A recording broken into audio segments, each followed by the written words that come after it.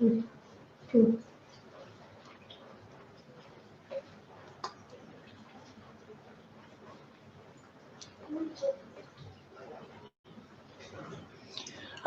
प्रेमी सज्जनों तथा आर्य बंधुओं, मैं सोहनवीर जी को देख रहा हूँ, देव रॉय जी को भी देख रहा हूँ, टीएन आर्य जी को भी देख रहा हूँ। टीएन आर्य जी, एनटी आर्य जी, हाँ, ये अंकुर जी के साथ जुड़े हैं। अंकुर जी का चिन्ह लगाए हुए हैं सत्य सनातन का। तो बहुत आर्य मोहित पांडे जी, ये हर हर महादेव का क्या अर्थ है बाबू? मोहित जी, हर हर महादेव का क्या अर्थ है? महादेव हर हर है कि महादेव घर घर है? महादेव वो है जो देवों का देव है, और आप लोगों ने एक को ही महादेव मान रखा है, तो ये गलत है ना। या अपने आप में ही इसको देख लीजिए। प्रणाम गुरु जी। नवीन राज जी ने लिखा है। तो मैं निवेदन कर रहा था कि आप लोग जुड़ गए हैं नियत समय से, बहुत बहुत धन्यवाद आप लोगों को। और आप लोग अपना काम काज छोड़ करके उपस्थित हो जाते हैं, ये मैं आप लोगों का आभार व्यक्त करता हूं कि मैं आज 3 दिन से ये बल्कि प्रचार भी कर रहा था कि मैं रविवार 5 तारीख को 5 दिसंबर को लाइव आ रहा हूं स्ट्रीम में, और उसी श्रृंखला में आप लोग जुड़े हैं। मैं आप लोगों का धन्यवादी हूं। और आज का विषय मैं चुना हूं। चंद्रलोक जी क्या लिख रहे हैं? नमस्ते पंडित जी। मैं आपका वीडियो का इंतजार कर रहा था, मेरा एक सवाल है। हाँ बिल्कुल, आप सवाल लिख करके दीजिए। तो एनटीआर ने कुछ लिखे। पंडित जी, आपकी नोटिफिकेशन मिलते ही आ गए हैं। जी हाँ, बहुत बहुत शुक्रिया आपका। आपको बहुत बहुत प्रणाम पंडित जी। जी बहुत बहुत धन्यवाद है एनटीआर जी। और परमात्मा की असीम अनुकंपा है कि आप लोगों में परमात्मा और शक्ति दे कि सत्यान्वेषी बने। आप लोग सत्य के नजदीक आए, सत्य को अपने जीवन में उतारें, सत्य को अपने जीवन में धारण करें। सत्य के बगैर मानव जीवन सफल नहीं है। मैं बार बार कहता आया हूं और बार बार कहता रहूंगा मरते दम तक कि सत्य ही जीवन है, और सत्य का नाता मानव से है। मानव अगर सत्य को छोड़ दिया तो मानव मानव ना रहकर कोई और वस्तु बन जाएगा, कोई और शय बन जाएंगे, कोई चीज बन जाएंगे। मानव का नाता केवल सत्य से ही है। इसीलिए ऋषि दयानंद को भी लिखना पड़ा आर्य समाज के चौथा नियम में कि सत्य को धारण करने और असत्य को छोड़ने में सर्वदा उद्यत रहना चाहिए। किनको? मनुष्य मात्र को, मानव मात्र को चाहिए कि सत्य को धारण करे और असत्य को छोड़ दे। क्या लिख रहे हैं राकेश जी? पंडित जी, एक जानकारी चाहिए, वो ये है कि वेद निंदाकों की सजा मौत है क्या? क्योंकि कुछ मोमिन लोग ये बोल रहे हैं, कोई अथर्ववेद का रेफरेंस दे रहे हैं। प्लीज सत्य बताएं। वेद निंदक को नास्तिक कहा गया है। केवल नास्तिक को वेद निंदा कहा। वेद निंदक को मौत की सजा देने के लिए कहीं भी इसकी चर्चा नहीं आई है। और परमात्मा का ये उपदेश केवल राजा के लिए है। परित्राणाय साधूनां विनाशाय च दुष्कृताम्, जो गीता में ऋषि दयानंद ने। अच्छा यस्मिन जी, बहुत बहुत धन्यवाद, नमस्ते। और कैसे हैं आप? ठीक हैं? काफी दिन से तो आपका वीडियो ही देखना होता है। आपने काफी दिन से मेरे से बात ही नहीं की। तो आपने समय निकाला है, बहुत बहुत शुक्रिया आपको या आपका कि आपने समय निकाला है। और ये बेटी बहुत काम कर रही हैं और बहुत सारे पाकिस्तान के एक्स मुस्लिमों से जिन्होंने इस्लाम को अलविदा कह दिया है, ये बेटी यस्मीन जी के साथ उनके कई वीडियो हैं और मैं दावा के साथ ये कह रहा हूं कि इस्लाम को अलविदा का कहने का एक वाड़ सा आ गया है, चाहे वो पाकिस्तान में हो, बांग्लादेश में हो या भारत में। ये यत्र तत्र आप लोग भी देखते रहते हैं। आप लोग भी, नितिन शर्मा जी क्या लिखा है?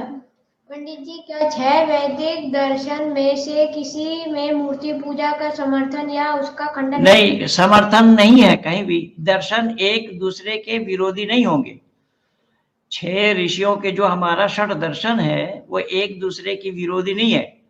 सबने वैदिक सिद्धांत, वैदिक मान्यता का ही प्रतिपादन किया है। इसलिए मैं अभी वही चर्चा कर रहा था कि वेद निंदकों को मारने की बात कहीं भी नहीं कही गई है। वेद निंदक उसको कहा गया कि नास्तिक को वेद निंदक कहा, वेद निंदक को केवल नास्तिक कहा गया है।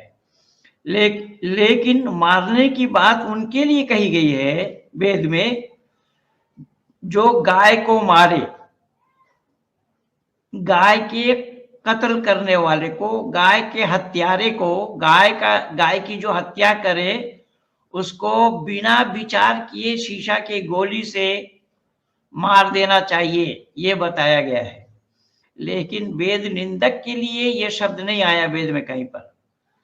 कोई कहते हैं, कहने दीजिए।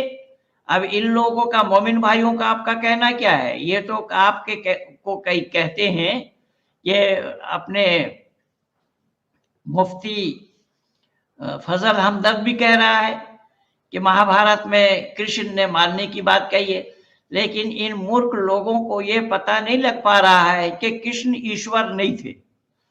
कृष्ण महापुरुषों में थे, एक योगी थे।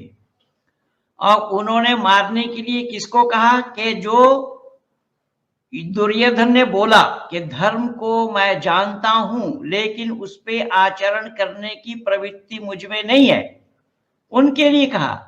इसलिए योगेश्वर कृष्ण ने जब अर्जुन से बोला, कहे अर्जुन तुम क्षत्रिय हो, तुम्हारा काम क्या है?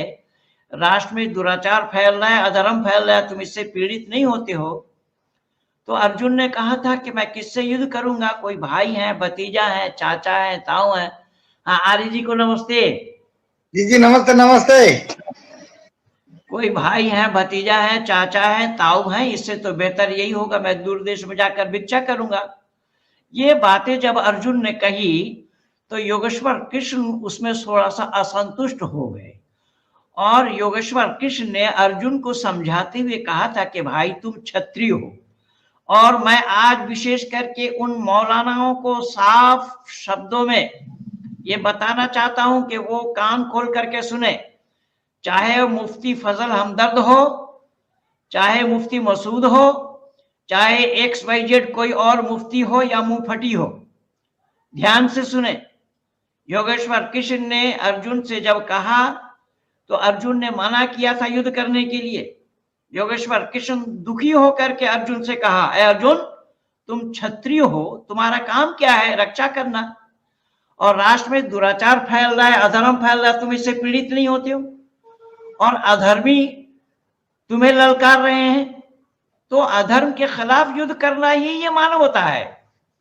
लेकिन योगेश्वर कृष्ण के इस महाभारत के किए गए युद्ध को अगर कुरान के साथ जोड़ा जाए तो ये बिल्कुल बेमानी है और केवल बेमानी नहीं, बेईमानी है। जबकि बेईमान शब्द हमारे नहीं है, बेईमान शब्द भी इन्हीं लोगों का है। और ये बेमानी इसलिए है कि योगेश्वर कृष्ण ने जब उन लोगों को कहा था कि भाई इस तरीके से तुम अनर्थ कर रहे हो, इस तरीके से अपने भाइयों के साथ, अपने बिरादरों के साथ, अपने खानदान के लोगों के साथ तुम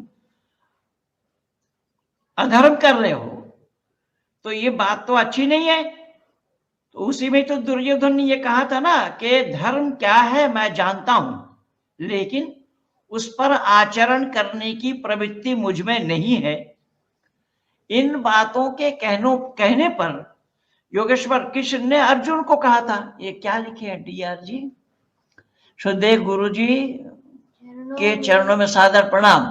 मैं हिंदू था पर वैदिक ज्ञान नहीं था। जब से आपके वीडियो देख रहा हूँ, धीरे धीरे वैदिक ज्ञान पान कर रहा हूँ। कृपा मुझ में और समाज में बनी रहे। बहुत बहुत धन्यवाद आपको। समझ बनी रहे, समझ बनी रहे होना चाहिए, पर समाज बनी रहे लिखा है। खैर कोई बात नहीं। और मैं चाहूंगा बाबू परमात्मा आपको और शक्ति दे, आप सत्य से जुड़े। अभी मैंने कहा था एक के लिए भी कि सत्य से जुड़े, सत्य को जाने, सत्य पर आचरण करें, सत्यान्वेषी बने। और हमारे भाई मगनलाल जी के साथ जितने को मैं जुड़ा हूं, आज रविवार में कई मुसलमानों की जमावड़ा थी उनके पास जी। कई मियाजियों की जमावड़ा थी। और शाहजहां खान को आप लोगों ने पहले भी सुना है, उनके विचारों को, कि इस्लाम को अलविदा कह दिया है उन्होंने। तो भाई मगनलाल जी के साथ मैं उन लोगों सबको जोड़ा हूं जो बंबई में रहते हैं, महाराष्ट्र में रहते हैं और गुजरात में रहते हैं। ऐसे सारे लोगों को जोड़ करके मैंने एक टीम बनाई हुई है, जिस टीम का अधिनायक भाई मगनलाल जी हैं। और अपने बड़े अंदाज से एक डॉक्टर बन करके मरीजों को डायग्नोसिस कर रहे हैं, मरीजों को दवा दे रहे हैं कि कौन से मरीज को कौन सी दवा चाहिए। और बहुत अच्छी तरीके से ये काम हो रहा है। और भाई मगनलाल जी को भी मैं ये बता देता हूं कि वासी आर्य समाज के भूतपूर्व प्रधान डॉक्टर वांगिया जी का भी आज फोन आया था। बढ़िया जी। हाँ, तो वांगिया जी ने कहा कि पंडित जी मैं एक समाज और स्थापना कर दिया हूं, तो मैं सोचता हूं कि फरवरी में उसमें ऋषि दयानंद के जन्म उत्सव उपलक्ष्य में मैं बुलाऊं आपको। तो मैंने उनको स्वीकृति दी है। मैंने कहा डॉक्टर साहब मैं आपके साथ हूं और मरते दम तक रहूंगा। आपका आदेश जी, आपका आदेश का पालन करूंगा। और मैं आपकी चर्चा उनसे कर दी कि भाई मगनलाल जी इस तरीके से मुंबई में जोड़े हुए हैं। तो वो बहुत खुश हुए और उन्होंने कहा भी ठीक है आप आइए, तो फिर मैं भी देखूंगा उसे। अपने संदीपन रॉय जी को, माननीय इंजीनियर साहब को नमस्ते जुड़ने के कारण। और ये नीरज बिट सिंह जी, ये हमारे साथ बहुत पहले से जुड़े हुए हैं। हाँ जी नमस्ते, बहुत पहले से जुड़े हुए हैं और इन्होंने कंस्टिट्यूशन किया है। इन्होंने लिखा है कि नमस्ते गुरुजी। अभी तो मैं साइंस में हूँ या कर्म में हूँ, मैं धर्म को दिखा सकता हूँ। धन्यवाद आपको गुरुजी, आपसे ही पहली बार धर्म क्या जान पाया हूँ, और सभी लोग भी जानिए धर्म को। मैं तो विष्णु जी आपसे ये प्रार्थना किया था और आज भी कर रहा हूँ। ये सच्चाई को जानना आपका काम है, क्योंकि परमात्मा की असीम अनुकंपा है कि आपका जो टाइटल है वो विष्ट है, जो ब्राह्मणों में आते हैं जो ब्राह्मणों में आते हैं। और बाबा तुलसीदास को भी लिखना पड़ा, जैसा पंडित वेद विहीना वेद विहीन पंडित को पंडित नहीं माना गया है। तो मैं आपसे गुजारिश करूंगा कि परमात्मा ने आपको बहुत अच्छी सलाहियत दी है और आप बिल्कुल परमात्मा की उपदेश को आत्मसात करने लगे हैं। मैं चाहता हूं कि ज्यादा से ज्यादा समय आप इसी सत्य को जानने में और सत्य को उजागर करने में लगाएं। हार्दिक स्वागत आपका है और हमारे पूरी टीम की तरफ से आपका स्वागत कर रहा हूं। चंद्रलोक जी क्या कह रहे हैं? पंडित जी क्या वेदों का ज्ञान धर्म निरपेक्ष नहीं है? मानिए चंद्रलोक जी, ये शब्द ही गलत है जो ये आपने कही ना कि धर्म निरपेक्ष शब्द ही गलत है। ये हमारे राष्ट्र के निर्माणकर्ताओं ने ये जो शब्द लगाया है, वहां पर धर्म निरपेक्ष शब्द भी नहीं है। आप खोल करके देख लीजिए कानून की किताब को, वहां पर पंथ निरपेक्ष शब्द है। और मैं बहुत पहले एक बार बोला भी था, तो हमारे माननीय रक्षा मंत्री राजनाथ सिंह जी ने भी लोकसभा में खड़ा होकर के उसका प्रतिपादन किया। उसी दिन ही उन्होंने कहा था कि हमारा धर्म निरपेक्ष शब्द नहीं है, हमारे यहाँ पर पंथ निरपेक्ष शब्द है। अब धर्म का निरपेक्ष होना संभव नहीं है, पहली बात, क्योंकि धर्म निरपेक्ष मतलब क्या देंगे आपने? हाँ, हो ही नहीं सकता। निरपेक्ष का मतलब क्या होगा कि जो सब कुछ सब ठीक है, सब ठीक कैसे हो जाएगा? अब वेद में आया है नाना पंथ विद्यते अयनाय, अनेक रास्ता सही नहीं है, सही सच्चा रास्ता एक है। तो धर्म का निरपेक्ष होना संभव नहीं है, और वो राजनीतिज्ञों के द्वारा कहा जा रहा है। तो राजनीतिक लोग अगर लोकसभा में, विधानसभा में, राज्यसभा में बैठकर धर्म निरपेक्ष बतलाते हैं, जो धर्म की कोई वास्ता नहीं है, जो जिसका मन आए करे, तो क्या वो अपने परिवार में, घर में जा करके अपने श्रीमती को मां कह सकते हैं? कहना संभव होगा? या अपने माता जी को अपने पत्नी का पत्नी बनाना या मानना संभव होगा? अगर संभव हो जाए तो तभी धर्म निरपेक्ष होगा, वरना धर्म सापेक्ष है। धर्म सापेक्ष था, सापेक्ष है और सापेक्ष ही रहेगा। मानिक कर्नल साहब को नमस्ते। नमस्ते नमस्ते नमस्ते। तो मैं ये निवेदन कर रहा हूं कि माननीय योगेश्वर कृष्ण ने, माननीय योगेश्वर कृष्ण ने यही कहा था अर्जुन से कि तुम इससे पीड़ित नहीं होते हो। यहां योगेश्वर कृष्ण के उपदेश है अर्जुन को लिए कि इससे पीड़ित नहीं हो तो अधर्म फैल रहा है। नहीं, तुम क्षत्रिय हो। तो उन्होंने बोला युद्धम तो क्षत्रिय धर्मा तत्तम कथम त्याजसी, युद्ध करना क्षत्रियों का धर्म है, इसे त्यागते हुए तुम कहां चले जाते हो? अर्जुन ने बोला कि ये तान बंधवान बिना विजय राज्य न चा किम सुखम भविष्यति, इन बांधवों को छोड़कर, राज को छोड़कर अगर मैं युद्ध करूंगा तो क्या मैं सुख प्राप्त कर सकता हूं? योगेश्वर कृष्ण ने जवाब में बताया अर्जुन को, तो अब तुम न अवगच्छसि इमे पापः इमे दंडनीयः बद्ध एव, कि तुम नहीं जानते हो ये पापी हैं, दुष्ट हैं, वध करने योग्य हैं। किनके लिए कहा? वही दुर्योधन आदि के लिए कहा,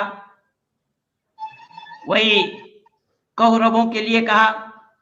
फिर अर्जुन ने बोला कि मैं मृत्युंत गमिष्यन्ति महत् पापम भविष्यति, मेरे युद्ध करने से अगर ये मर जाएंगे इससे बढ़ करके कोई पाप नहीं लगेगा। योगेश्वर कृष्ण ने फिर रोका और कहा नहीं तत् पापम आत्मा मृत्यु न गच्छति केवलम शरीरम नश्यति त्वम इदम न अवगच्छसि, त्वम इदम न अवगच्छसि। ये आत्मा क्या है? अजर अमर,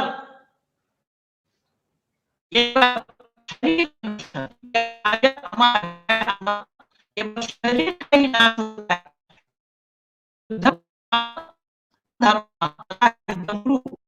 युद्ध करना ही क्षत्रियों का परम धर्म है, इसलिए तुम युद्ध करो। उन्होंने ये बोला, अभी देख रहा हूं। तब अर्जुन ने बोला कि ठीक है प्रभु, अगर यही बात है तो युद्ध है प्रस्तुत हस्मी, अगर यही बात है मैं अभी युद्ध करने के लिए प्रस्तुत हो रहा हूं। लेकिन मैं इस्लाम जगत को यह बता रहा हूं, अगर कृष्ण के ये दिए हुए उपदेश को कुरान के साथ जोड़ते हैं तो क्या गीता को वो कुरान मानेंगे? गीता को कुरान मानने के लिए तैयार हैं ए फजल हमदर्द?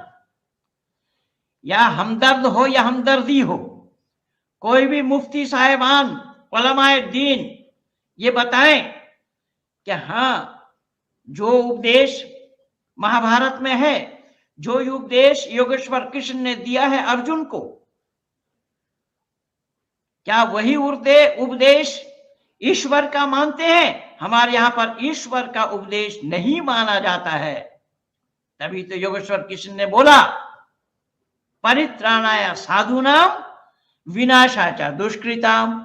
और फजल हमदन कह रहे हैं कि अल्लाह ने यही बोला। अरे अल्लाह का उपदेश ये नहीं है, अल्लाह ने इस्लाम वालों को बोला है।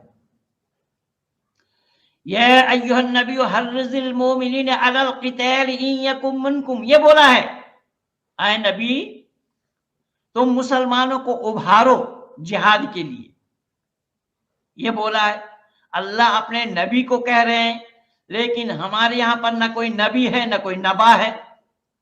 यहां नबी नबा का कोई मतलब ही नहीं है। योगेश्वर कृष्ण वहां उपदेश दे रहे हैं, अपने रिश्तेदारों को भी बख्शा नहीं जा रहा है। किस लिए? अधर्म के लिए। तो यहां अल्लाह का उपदेश है मुसलमानों को उभारो, इसलिए गैर मुस्लिमों को कत्ल करने के लिए। तुम 20 मुसलमानों 200 काफिरों पर भारी पड़ोगे, यह अल्लाह का हुक्म है। लेकिन महाभारत का हुक्म तो अल्लाह का नहीं है, और ना योगेश्वर कृष्ण को अल्लाह कहा जाता है, परमात्मा कहा जाता है। योगेश्वर कृष्ण परमात्मा इसलिए नहीं है, योगेश्वर कृष्ण का जन्म हो रहा है, अपने माता पिता के घर में जन्म ले रहे हैं, 8वां नंबर के संतान के रूप में जन्म ले रहे हैं। माता रुक्मणी के साथ उनकी शादी हो रही है, और प्रद्युम्न जैसे संतान को उन्होंने जन्म दिया है। तो क्या तुम्हारा अल्लाह की भी कोई पत्नी है? अल्लाह ने संतान को जन्म दिया है जो योगेश्वर कृष्ण जैसे। तो फिर योगेश्वर कृष्ण के साथ अल्लाह का मुकाबला क्यों और कैसे है भाई? इसलिए तो मैं एक ही शब्द पकड़ करके रखा हूं कि कुरान को कोई कलामुल्लाह सिद्ध करके दिखाए, और मैंने कयामत तक समय दे रखा है। आए, जिनका मन करे वो आए, स्वागत है। अब तक जो आए वो मुंह के बल गिरे हैं। सारा वीडियो लगा हुआ है यूट्यूब में, सब लोगों ने देखा है, दुनिया देख रही है। इसलिए मैं निवेदन कर रहा हूं, और इसी सच्चाई के बेस पे आज बच्चे मुझसे जुड़ रहे हैं, और बच्चों ने साफ साफ शब्दों में ये कहा कि गुरुजी हम वैदिक धर्म को नहीं जानते थे, हम पौराणिक थे, लेकिन आपके विचारों को सुन सुन करके हम वैदिक संतति को जान पाए हैं, वैदिक परंपरा को जान पाए हैं। इसीलिए मैं आज तीनों की चर्चा आप लोगों के सामने रखा हूं कि सृष्टि बनाने का तरीका क्या है, सृष्टि कैसी बनाई गई है, सृष्टि बनाने का नियम क्या है, कैसे बनाए जाते हैं, वेद में क्या बोला गया है, और कुरान और बाइबल में क्या कहा गया है। इन तीनों को पड़ताल करें तो सच्चाई सामने आ जाएगा। इसलिए वेद के पड़ताल मैं पहले दे रहा हूं, और फिर उसके बाद मैं अपने इंजीनियर साहब को दूंगा।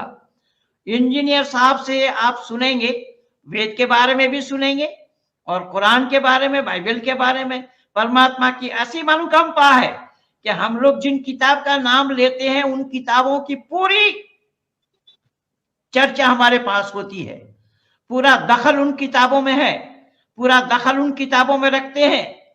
ये नहीं कि कोई अल्लाह को तीसरा बताए, पास्ट टेंस में बताए या प्रेजेंट टेंस में बताए, या कहीं हमारे यहाँ ना टेंस है ना टेंशन है, हम सीधा सपाटा बात करते हैं।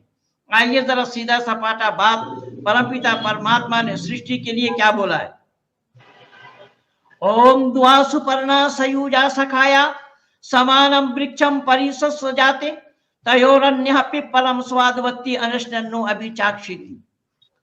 परमपिता परमात्मा का उपदेश है कि ईश्वर, प्रकृति और जीव ये एक दूसरे के सखा हैं, एक दूसरे के मित्र हैं, एक दूसरे के साथ जुड़े हुए हैं, अभिन्न अंग है एक दूसरे के। और ये दो नहीं है बल्कि तीन है। कौन कौन है?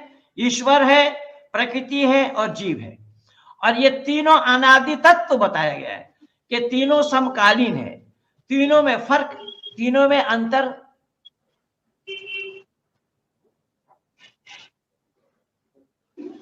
हाँ, कौन है ये? संजीवन भैया। संजीवन भैया। हाँ ठीक है, कोई बात नहीं। मैं निवेदन कर रहा हूं, तीनों में अंतर यह है कि ईश्वर ज्ञान में परिपूर्ण है और प्रकृति ज्ञान शून्य है।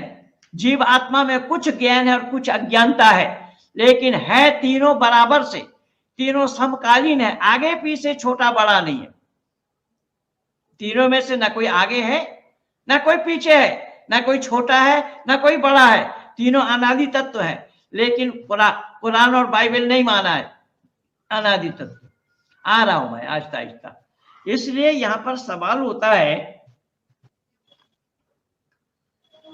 कि ऋषि दयानंद से भी लोगों ने पूछा कि आखिर जो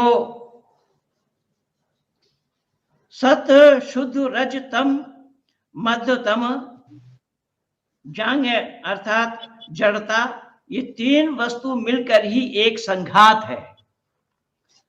ऋषि दयानंद अपने अमर ग्रंथ सत्यार्थ प्रकाश के 8वां सबुल्लास में लिखते हैं, कौन कौन सा?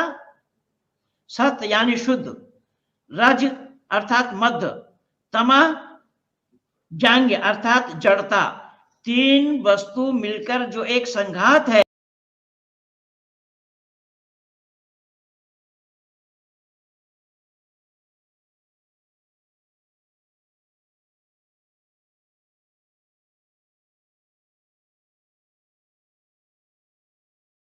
उसका नाम प्रकृति है। देखिए यहां पर क्लियर कर दिया प्रकृति क्या है।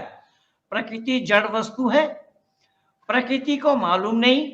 जैसे मैं कुर्सी में बैठा हूं, इस कुर्सी बेचारे को पता नहीं कि मैं बैठा हूं या कौन और बैठा है या नहीं, ये कुर्सी को पता नहीं, कुर्सी का बताया जाना संभव नहीं है, ये जड़ है।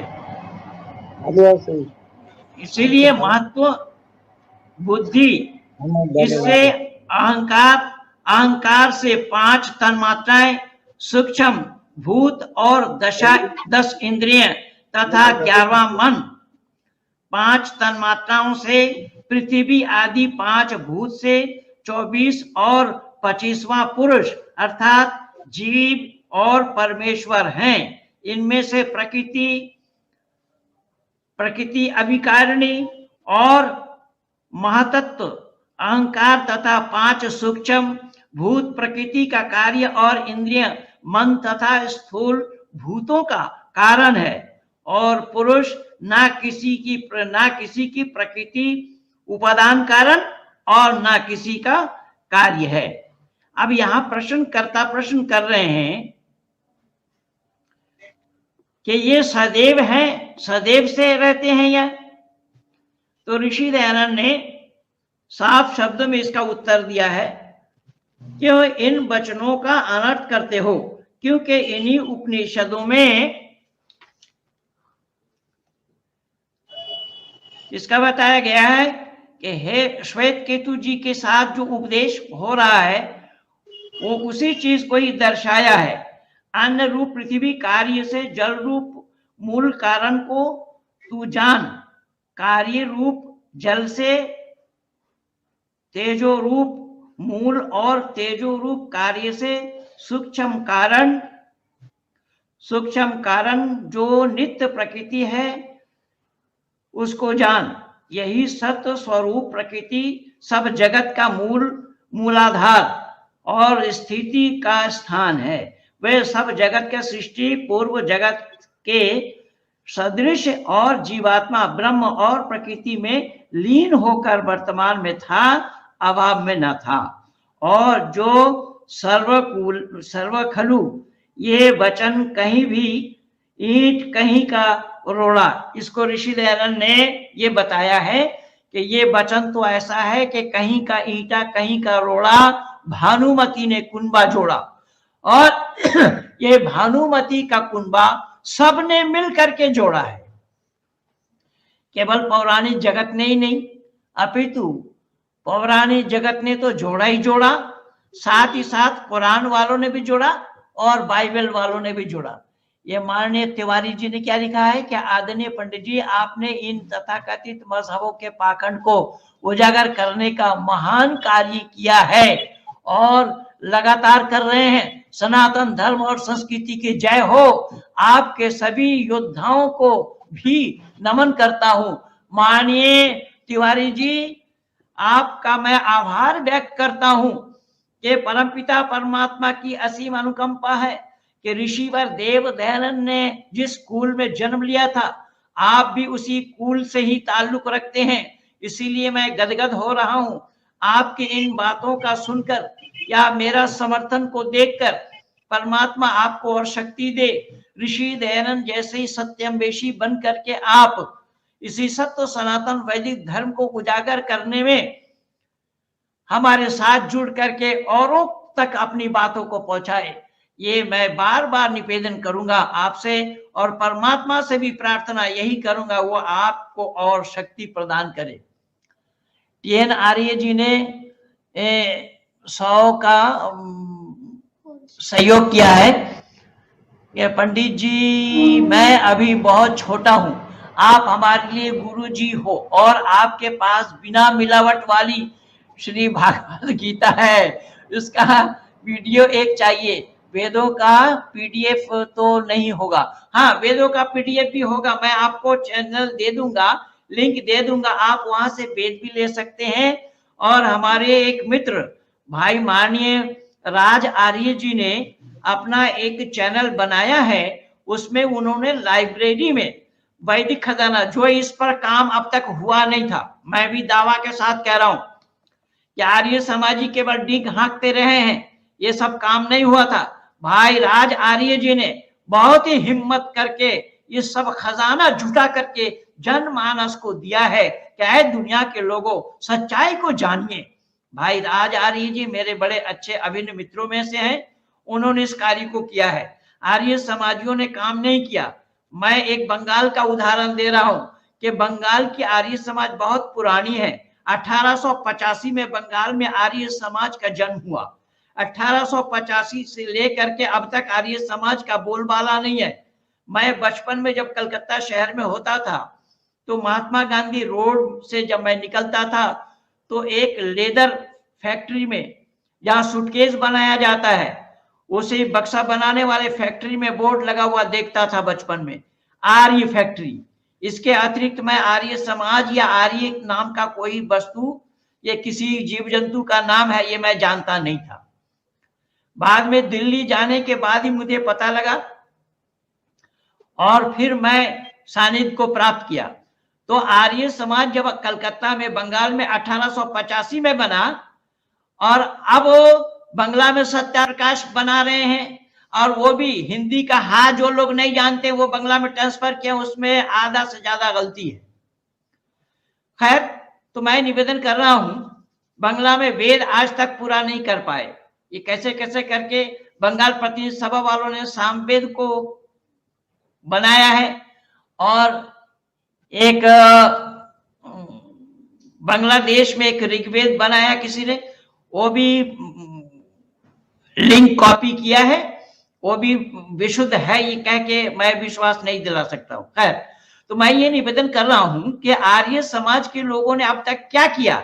आर्य समाज के लोग अब तक अगर काम करते होते, संपूर्ण भारत तो आर्यमय हो जाना चाहिए था, लेकिन नहीं हो पाया। मैं 1983 में लाला राम गोपाल शालवाले, उन दिनों में उन्होंने संन्यास नहीं लिया था, हमारे गुरुकुल इंद्रप्रस्थ में कार्यक्रम चल रहा था। गुरुकुल इंद्रप्रस्थ में ज्ञानी जैल सिंह उन दिनों में राष्ट्रपति होते थे, वो भी आते रहे। स्वामी शक्तिवेद जी के साथ बड़ा संपर्क रहा उनका। स्वामी भीष्म जी के वो शिष्य थे, स्वामी भीष्म जी के पास वो योग सीखने आते थे ज्ञानी जैल सिंह जी। खैर, तो लाला राम गोपाल शाल वालों से मैंने कहा था कि इस्लाम का प्रचार केवल 11 साल में हुआ संपूर्ण विश्व में, और आर्य समाज को बने आज 111 साल हो रहा है, तो संपूर्ण भारत में प्रचार क्यों नहीं है? स्वामी जी भी जवाब नहीं दे पाए थे। तो आज मैं निवेदन कर रहा हूं कि माननीय तिवारी जी, मैं आपको बता रहा हूं कि मैं आपको सारा लिंक दे दूंगा, आप मेरे व्हाट्सएप में आइए। मैं भाई राजकुमार आर्य जी ने जो काम करके दिया है वो मैं आपको दिखाऊंगा, आप भी प्रसन्नचित्त हो जाएंगे कि इतना बड़ा कार्य उन्होंने किया है। संपूर्ण चारों वेदों को किस तरीके से उन्होंने संकलन करके दिया। एक अक्षर वेद का आप ढूंढेंगे, एक अक्षर निकालेंगे कहीं, वहीं पर क्लिक करेंगे, वो किस वेद में आया है, कितना बार आया है वो मंत्र, वो भी पा जाएंगे आप। कहाँ कहाँ आया है वो भी सब पा जाएंगे। इतना बड़ा कार्य भाई राजकुमार आर्य जी ने किया है, मैं क्या क्या बताऊं। उनके पास समय अभाव के कारण मैं बुला नहीं पाया हूं और वो समय नहीं दे पा रहे हैं,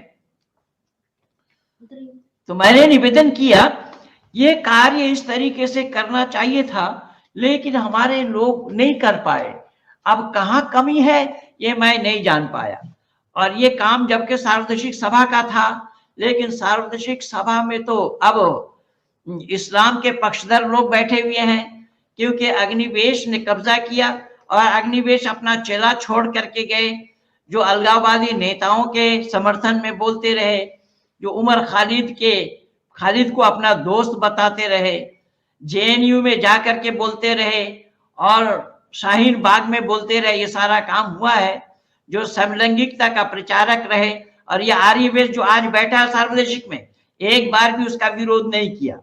इसलिए मैं निवेदन कर रहा हूं कि ऐसे लोग जब जुड़े हुए हैं आर्य समाज में, तो आर्य समाज का बोलबाला कहां से होगा, कैसे होगा, कौन करना चाह रहे हैं, ये सारा काम इसी आधार पर रुका हुआ है। तो मैं निवेदन कर रहा हूं कि मैंने जो जाना है अब तक, मैं ये 39 वर्षों में लगा हूं, इन 39 वर्षों में मैंने ऋषिवर देव दयानंद के किए हुए कामों को जो जाना कि उन्होंने विष पान करके भी हम लोगों को इस वेद के सच्चाई को दे गए।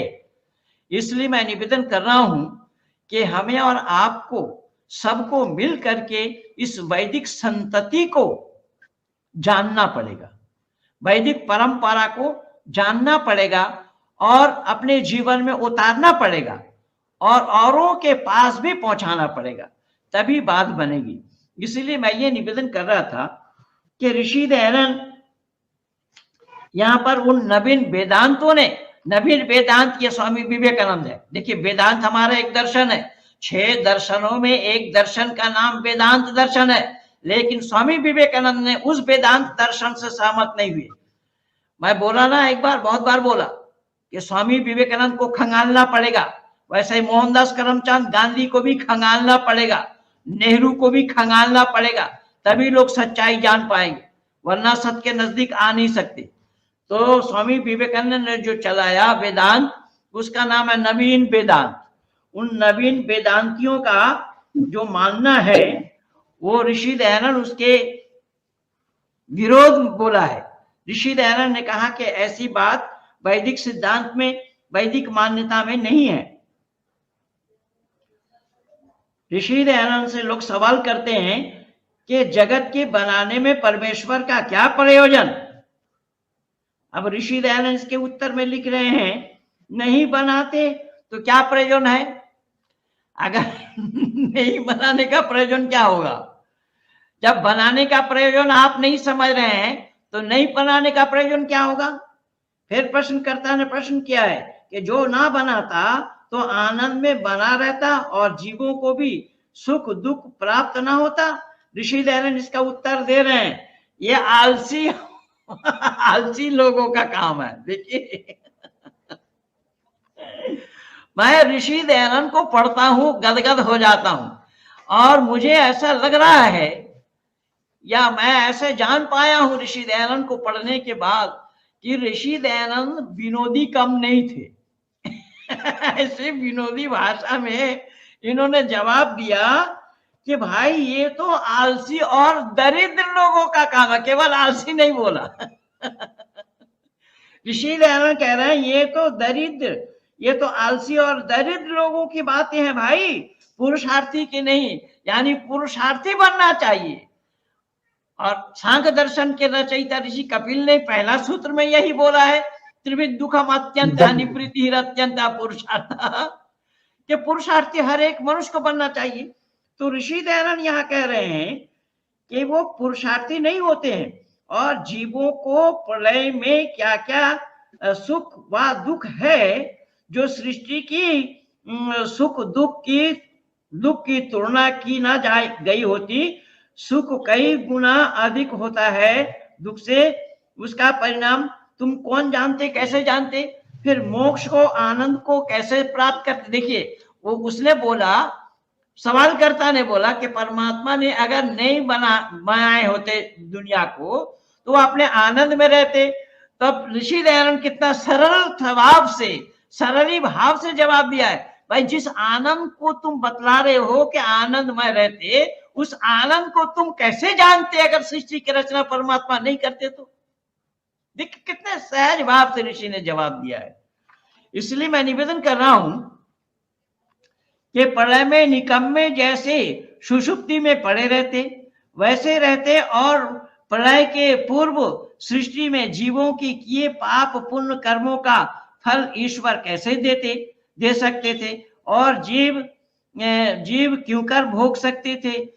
जो तुमसे कोई पूछे कि आंख के होने में क्या प्रयोजन, देखिए ऋषि दयानंद ने एक विनोदी शब्द और भी जोड़ दिया यहाँ पर कि जैसा तुम्हारा ये कहना है कि अगर परमात्मा पृथ्वी को ना बनाते तो क्या होता, तो ऋषि दयानंद ये कहते कि अगर तुम्हारा यह आंख का प्रयोजन क्या होता, अगर आंख ना देते तो तुम यही कहोगे कि देखना, भाई आंख दिया देखने के लिए, तो जो ईश्वर में जगत की रचना करने का विज्ञान बल और क्रिया है उसका क्या प्रयोजन होगा? फिर बिना जगत की उत्पत्ति करने के दूसरा कुछ भी ना कह सकोगे, और परमात्मा के न्याय धारण दया आदि गुण को भी सार्थक नहीं हो पाओगे कि जब जगत को बनावे उसका अत्यंत सामर्थ्य जगत की उत्पत्ति स्थिति प्रलय व्यवस्था करने से ही सफल होता है। जैसा नेत्र का स्वाभाविक गुण देखना है वैसा ही परमेश्वर का स्वाभाविक गुण जगत उत्पन्न करने का है। भैया दिखा रहे हैं। हाँ, बहुत अच्छी बात है। यहाँ ऋषि दयानंद ने कितना सरल भाव से बताया। देखिए जैसा आंख का प्रयोजन देखने का है वैसा ही परमात्मा का स्वाभाविक गुण है सृष्टि की रचना करना, जगत के गुण की उत्पत्ति करके सब जीवों को असंख्य पदार्थ देकर परोपकार करना। जीव पहले है या वृक्ष? देखिए यहाँ फिर सवालकर्ता ने सवाल किया कि जीव पहले है या वृक्ष? ऋषि दयानंद इसका उत्तर देते वृक्ष, क्योंकि बीज हेतु निदान निमित्त और कारण इत्यादि शब्द एकार्थवाचक है। कारण का नाम जीव होने से कार्य के प्रथम ही होता है। यहाँ देखिए ऋषि दयानंद ने कितना सरल भाव से बताया है कि जैसा कि कोई ये कह दे कि मुर्गी अंडा है या अंडा पहले है या मुर्गी पहले है, तो इसीलिए ऋषि दयानंद ने एक शब्द में ही रख दिया कि बीज पहले है या वृक्ष, तो ऋषि ने कहा कि वृक्ष पहले है। इसका उत्तर सर्वशक्तिमान पदार्थ पूर्व लिख आए हैं, परंतु क्या सर्वशक्तिमान ये कहता है कि जो असंभव बात को भी संभव करे? देखिए कुरान हमेशा इसी बात का समर्थन किया है कि अल्लाह ने चाहा तो वमा तशाऊना इल्ला यशाअल्लाहु रब्बुल आलमीन, अल्लाह अगर नहीं चाहेंगे तो नहीं हो पाएगा, अल्लाह चाहेगा। ऋषि दयानंद कह रहे हैं कि असंभव को संभव में परिवर्तन करना संभव नहीं है। बकुल राय पंडित जी महाभारत और रामायण वेद विरुद्ध की कथा आछे जानते चाই।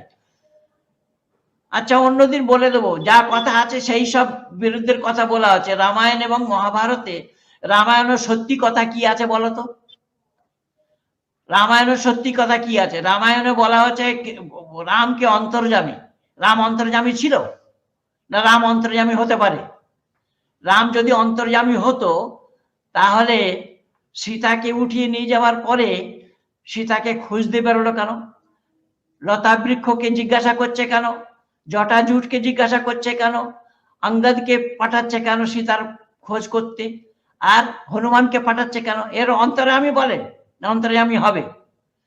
यानी मैं ये भाई कह रहे हैं, ये कोई बंगाली हैं, इन्होंने लिखा महाभारत और रामायण में वेद विरुद्ध बातें क्या है वो जानना चाहते हैं। वेद विरुद्ध बात मैंने राम के लिए यहाँ बोला कि राम को अंतर्यामी माना है, पर राम अंतर्यामी नहीं थे। उस रामायण में देखेंगे कई पात्र ऐसे हैं जो अंतर्यामी थे।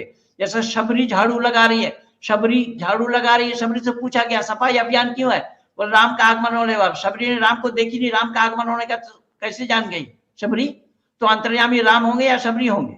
इस तरीके की अनेक बातें हैं। जब सीता को उठाकर ले गया रावण, तो जटाजूटों से, पेड़ पौधों से, लता वृक्षों से पूछ रहे हैं राम सीता का पता।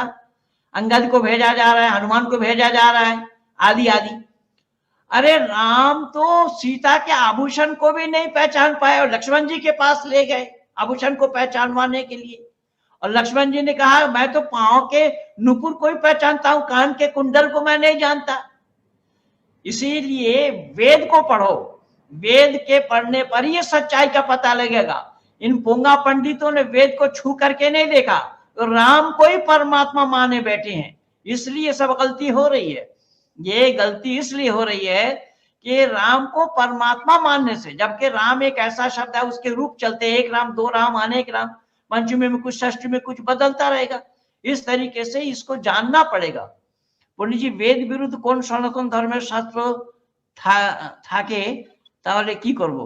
বেদ বিরুদ্ধ কোন সনাতন ধর্মের শাস্ত্র থাকে তাহলে সেটাকে ছেড়ে দিতে হবে। বেদ বিরুদ্ধ থাকলে সেটাকে ছেড়ে দিতে হবে। ঋষি দয়ানন্দ তো পরিষ্কার বলেছেন, বেদ বিরুদ্ধকে মানি না, वेद सम्मत के मानी। यानी ऋषि दयानंद ने साफ कहा, वेद अनुकूल को मानता हूं, वेद प्रतिकूल को नहीं मानता। जो वेद विरुद्ध है उसको मैं नहीं मानता, वेद सम्मत को मैं मानता हूं। तो वेद विरुद्ध अगर सनातन धर्म का कोई शास्त्र है उसको तिलांजलि देना चाहिए, सत्य को ग्रहण करने और असत को छोड़ने में सर्वदा उद्यत रहना चाहिए। यही तो बोला जा रहा है, यही तो बताया जा रहा है। इसलिए ऋषि दयानंद बता रहे हैं कि असंभव को संभव में परिवर्तन किया जाना संभव नहीं है। अब देखिए यहाँ कुरान में क्या असंभव को संभव किया। हालांकि मैं तो सृष्टि बताना चाह रहा था और यहाँ प्रसंग कुछ दूसरा बदल दिया। वेद में ये कुरान में ये बताया गया है कि 100 साल में गधे का कंकाल बन गया और खाने पीने का जो सामान रखा वो बिल्कुल तरोताजा रहा। यह क्यों कर संभव हुआ? अगर आप लोगों को यकीन ना हो, विश्वास ना हो, तो सूरा बकर का आयत नंबर 259 और 260 इन दोनों आयत को देख ले, वहां पर पा जाएंगे आप लोग। दोनों को बारी बारी से बताया कि 4 परिंदों को पकड़ो, उनको मारो, उनके पर को मिला लो, मांस को मिला लो, मुंडी को मिला लो, पहाड़ के ऊपर रखो और उनको नाम लेकर के बुलाओ, आ जाएंगे सब, अपने अपने पर में अपने अपने लग जाएंगे। ये ऋषि दयानंद कह रहे हैं कि अभाव में भाव का परिवर्तन होना संभव नहीं है। और यहां तक कि कुरान वालों की मान्यता है कि सूरज पश्चिम से निकलेंगे कयामत के दिन, कयामत के समय सूरज पश्चिम को निकलेंगे। इसीलिए ऋषि दयानंद की मान्यता है, अल्लाह नहीं, अल्लाह से बढ़कर के किसी और शक्ति को भी लगा दो, सूरज को पश्चिम से निकाल नहीं सकते। ऐसा ही आज मैं सूरा हदीद को लिख रहा था, उसमें यह बताया गया है कि अल्लाह ताला जो दुनिया भर नबातात, जमादात, हैवानात, मानव, दानव, कीट, पतंग, लता वृक्ष इत्यादि ये जितने भी हैं वो सब अल्लाह की इबादत करते हैं। अब देखिए, जरा विचार करके देखिए, वेद की मान्यता ये नहीं है। वेद की मान्यता है कि इबादत करने की, उपासना करने के लिए मानव को छोड़कर किसी और को ये सौभाग्य प्राप्त ही नहीं हुआ। लेकिन कुरान इसको नहीं मानता है। कुरान कहता है लता वृक्ष, पेड़ पौधे, ये सब अल्लाह के तारीफ कर रहे हैं, हम्द कर रहे हैं, सना कर रहे हैं। ये वेद की मान्यता नहीं है। तो सृष्टि विज्ञान के विरुद्ध ये सब बातें हैं जो असंभव बात है। अर्थात जैसा कारण के बिना कार्य को कर सकता है, तो बिना कारण के दूसरे ईश्वर की उत्पत्ति कर सकते हैं क्या? वही आ गया, वही बात अल्लाह की आ गई, जो ऋषि दयानंद ने सत्यार प्रकाश के 1400 उल्लास में पूछा कि जब अल्लाह ने ये बोला, ये कहा बिस्मिल्लाहिर्रहमानिर्रहीम, ये कुरान है, आयत करीमा है, 114 बार कुरान के अंदर में इसकी चर्चा आई है। सूरा तौबा के प्रथम में नहीं है, लेकिन सूरा नमल के आयत नंबर सूरह नमल के अंदर में ही है, आयत नंबर 30 संभवतः है। तो वहां ये बताया गया है कि शुरू करता हूं मैं अल्लाह के नाम से, जो निहायत रहम करने वाला, मेहरबान, निहायत रहम करने वाला। अल्लाह का परिचय दे रहे हैं। किस अल्लाह के नाम से शुरू किया? उस अल्लाह के नाम से शुरू किया जो मेहरबान, निहायत रहम करने वाला, जो बड़ा मेहरबान, ये लिखा है, जो बड़ा मेहरबान, निहायत रहम करने वाला, उसके नाम से शुरू कर रहे हैं। तो शुरू करने वाला कोई है और किसी और के नाम से शुरू किया जा रहा है। ऋषि दयानंद यही तो सवाल उठाया, और उठाया क्या? इसीलिए मैं निवेदन कर रहा हूं, स्वयं मृत्यु को प्राप्त कर सकता है। ये ऋषि दयानंद ये कह रहे हैं कि जो अल्लाह ये कह रहे हैं कि हम जो मन में आता वही करते हैं, मन में आएगा वही करेंगे। तो ऋषि दयानंद कह रहे हैं वो मृत्यु को भी वर्ण कर सकता है। वो अल्लाह मर सकता है क्या? चलो ना मारे, जिंदा रहे वो, जीते जी रहे वो, दूसरा अल्लाह बना सकता है? हरगिज नहीं, संभव ही नहीं है। तो दूसरा अल्लाह नहीं बना सकते। लेकिन यहां पर एक मौलाना साहब जो कि बरेलवी अकायद वाले हैं, और बरेलवी वालों की मान्यता ये है, शिया है, शिया। हाँ, तो वो कह रहा है, जो शिया है वो कह रहा है कि इसी सवाल को एक राजा से कहा कि जिस अल्लाह के नाम से तुम शुरू करते वो अल्लाह दूसरा अल्लाह बना सकता है? तो बोले दूसरा अल्लाह नहीं बना सकता। तो बोले इसको तो फिर कैसे जवाब दोगे? उसने बोला, बादशाह ने बोला इसको कत्ल करो। अब उसको कत्ल करने के लिए प्रस्तुत हो रहे हैं, पर उस व्यक्ति सवालकर्ता ने कहा मुझे तो कत्ल कर दोगे, लेकिन मेरे उठाए हुए सवाल को कत्ल नहीं कर पाओगे। यहां पर भी मैं बोल रखा हूं, एक वीडियो मेरा भी है कि महेंद्र पाल के कार्य को रोकने के लिए इस्लाम वाले और ईसाइयत ये सब मिल करके चाहा कि महेंद्र पाल रुके। मैंने बोला महेंद्र पाल का रुक जाना संभव है, महेंद्र पाल को दुनिया से छुट्टी करवा देना संभव है, लेकिन काम रुकने वाला नहीं है। एक महेंद्र पाल नहीं, आज हजारों महेंद्र पाल तैयार हो चुके हैं। आज माननीय भाई मगनलाल जी के पास 5 लोग थे, 5 इस्लाम को अलविदा कहने वालों में से। मैं दावा के साथ कह रहा हूं वहां रोजाना इस तरीके का काम हो रहा है। तो महेंद्र पाल भले ही ना रहे, लेकिन महेंद्र पाल का काम रुकने वाला नहीं है। तो उस शिया मौलाना ने क्या बोला? शिया ने कहा कि अरे इस सवाल को लेकर के कहां इसके राजा के पास आए हो, चलो इस सवाल का जवाब दिलवाता हूं। और उस सवाल का जवाब दिलवाने के लिए हजरत अली करमुल्ला वजह के पास चले गए। हजरत अली करमुल्ला वजह उनको देख करके उनका नाम बता दिया, उनको देख करके उनका नाम बता दिया, यह आलिमुल गैब है। अब आलिमुल गैब अल्लाह है कि हजरत अली है, ये तो इस्लाम वाले विचार करें, चाहे शिया हो या सुन्नी। ये सुन करके करे विचार या सिल करके करे विचार। और ना एक दूसरे के मस्जिद में नमाज पढ़ सकते हैं और ना एक दूसरे के कब्रिस्तान में दफना सकते हैं। ये है मुसलमान। कुरान एक, कलमा एक, पैगंबर एक, ये सब बातें हैं। और वो तो भाई वसीम रिजवी साहब खोल करके दुनिया वालों को दिखा भी रहे हैं। अब देखिए यहां हुआ क्या, जब वो हजरत अली करमुल्ला वजह के पास गए तो अली करमुल्ला वजह ने उनका नाम लेकर के पुकारा। तब वो बोले नहीं, मैं सवाल नहीं करूंगा, क्योंकि मुझसे पूछे बगैर हजरत अली करमुल्ला वजह ने मेरा नाम बता दिया। अब नाम बता देना यह आलिमुल गैब का काम है, लेकिन मैं यहां प्रमाण दे रहा हूं। अगर आप चाहेंगे वो वीडियो भी दिखा दूंगा, यूट्यूब में ही लगा हुआ है। मैं निवेदन कर रहा हूं कि हजरत अली करमुल्ला वजह ने कहा कि हाँ, अल्लाह एक अल्लाह नहीं, लाखों करोड़ों अल्लाह बना सकते हैं। तो बोले कैसे बनाएंगे? कि बोले जो बनाएगा वो खालिक है और जो बनेगा वो मखलूक है। मैं बोला अरे मखलूक तो इंसान है, अल्लाह नहीं होगा, अल्लाह बनाया जाना संभव नहीं होगा। यही सवाल तो ऋषि दयानंद उठा रहे हैं, सत्यार्थ प्रकाश में। यही सत्यार्थ प्रकाश में तो यही सवाल उठाए हैं ऋषि दयानंद ने। है किसमें हिम्मत? आओ ना सामने आकर के जवाब दो ना। सामने आने की हिम्मत क्यों नहीं जुटा पा रहे? पंडित जी ने उस मौलाना को कहा, ये भी वजाहत कर देता हूं, किसी और को नहीं। मौलाना को मैंने ये बोला कि मौलाना आपको ये इल्म नहीं है कि खालिक और मखलूक में यही तो फर्क है, लेकिन उसका सवाल क्या था? उसका सवाल था एक अल्लाह और बना सकते हैं, तो अल्लाह तो वही होगा जो खालिक होगा, तो वो मखलूक बना रहा है तो खालिक कहां से होगा? बड़ी बात बोल रहा हूं। क्यों? कि अली करमुल्ला वजहू को भी मालूम नहीं था कि खालिक और मखलूक में फर्क क्या है।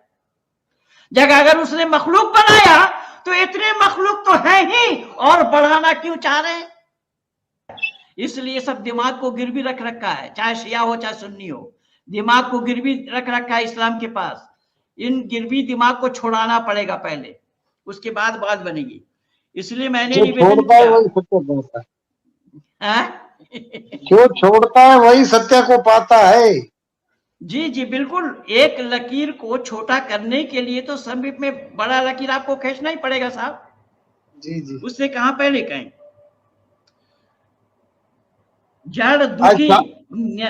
जी जी जी क्या कह रहे हैं आर्य जी, बताइए।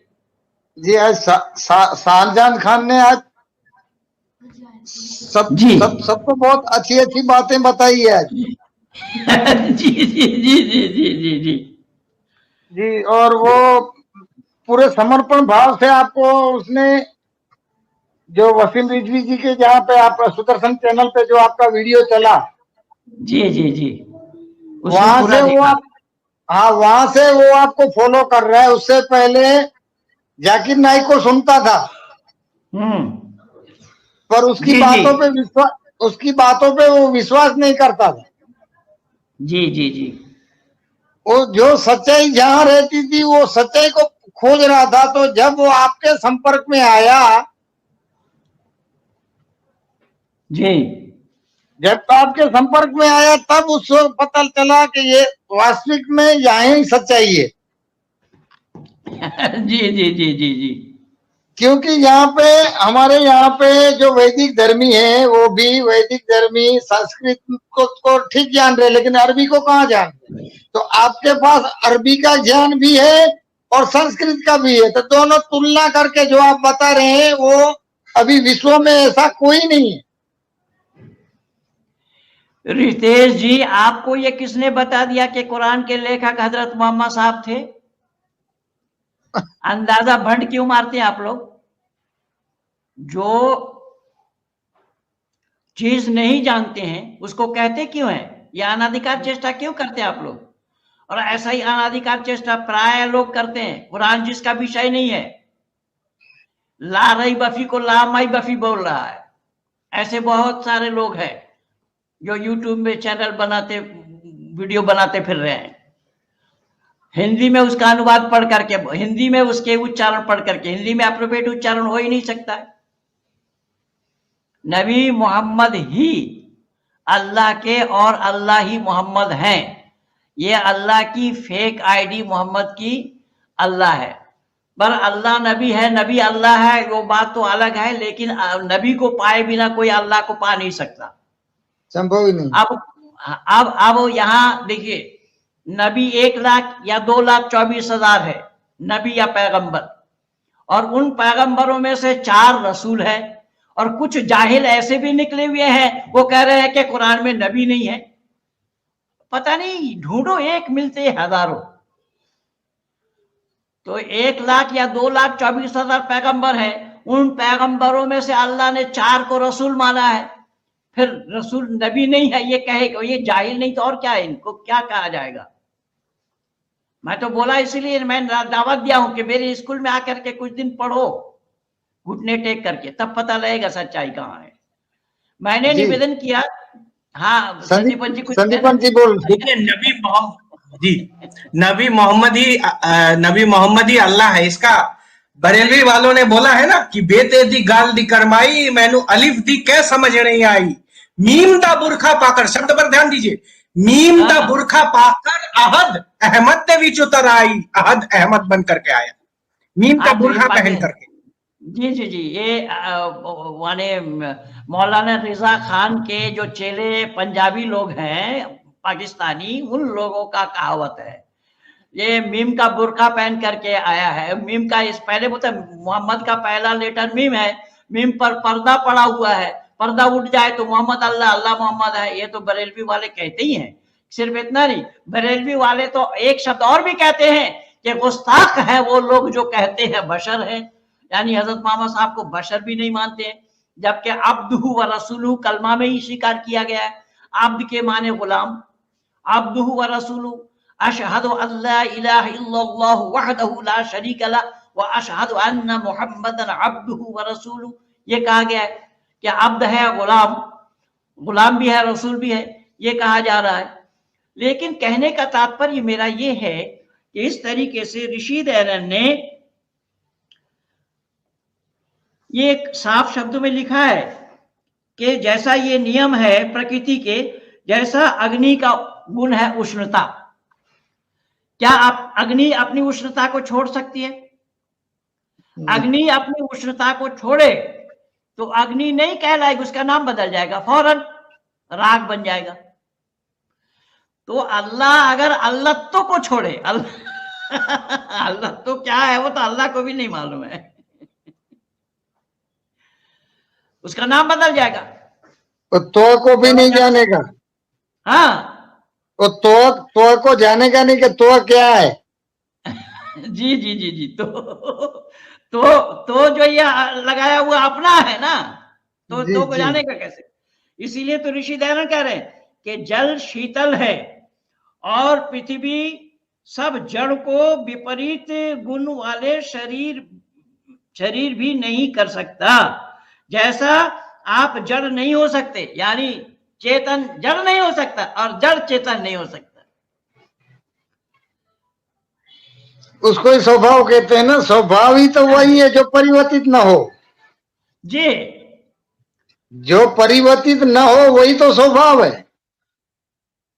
अब यही तो परेशानी है कि लोगों ने जाना ही नहीं की हो चुकी है। बोलते रहिए। लोगों ने इस सच्चाई को जाना नहीं और खामाखा अल्लाह ने 6 दिन में बनाया। ये तो 6 दिन कुरान वालों ने बोल दिया 6 दिन में। इन्ना खलकना समावाति वल अर्दी, बहुत जगह आया, 1-2 जगह नहीं। और बाइबल वालों ने दिन गिन करके बताया, एक दिन में क्या बना, दूसरे दिन में क्या बना, तीसरे दिन में क्या बना, चौथा दिन में क्या बना, ये सब दिन गिन करके बताया है। तो इस तरीके से कुरान और बाइबल, मैं पिछले दिनों में ये लिख करके दिया था कि भारत से लेकर वेटिकन सिटी तक के पादरी सिद्ध करें कि बाइबल ईश्वरीय ज्ञान है क्या। यहोवा परमेश्वर ने जितने बेनैल पशु बनाए थे उन सब में सर्प धूर था। अच्छा, पशु जो बनाए थे सर्प, वो बना कैसे था? सर्प बनने का कारण क्या था? वो सर्प तो कहेगा हमें सर्प क्यों बनाया, हमें सिंह बनाओ। देखिए, सृष्टि के जो नियम है वो किए कर्मों के अनुसार ही बनते हैं। इसीलिए ऋषि दयानंद ने इसी सच्चार प्रकाश में लिखा, ये काल चक्र चल रहा है हमेशा के लिए। किए कर्मों के अनुसार ही सब योनि दर योनि में ट्रांसफर होते हैं। सूर्य चंद्रमा सौधाता यथा पूर्व कल्पयत बोला। तो हाँ, सो यह धूर्त बताया, धूर्त था और अपने स्त्री से कहा कि परमेश्वर ने तुम्हें सचमुच कहा है कि तुम इस वाटिका के किसी भी वृक्ष में से न खाओ। ये अल्लाह मना कर रहे हैं, किनको? हवा को। और हवा को जाकर के बता कौन रहा है? सांप बात करता है। सर जी, जब आप एक्सप्लेन करते हो कुरान, प्लीज कुरान की आयत भी बताया करो ताकि मैं नोट करूं। कुरान की आयत 1-2 हो तो मैं बता करके छुटकारा पाऊं। आओ मैं बता देता हूं। लो मैं बता दिया, सूरा 6 का 34,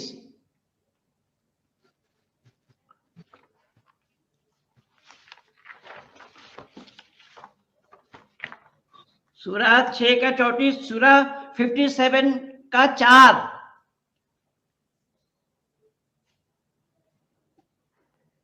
सूरा 32 का 4,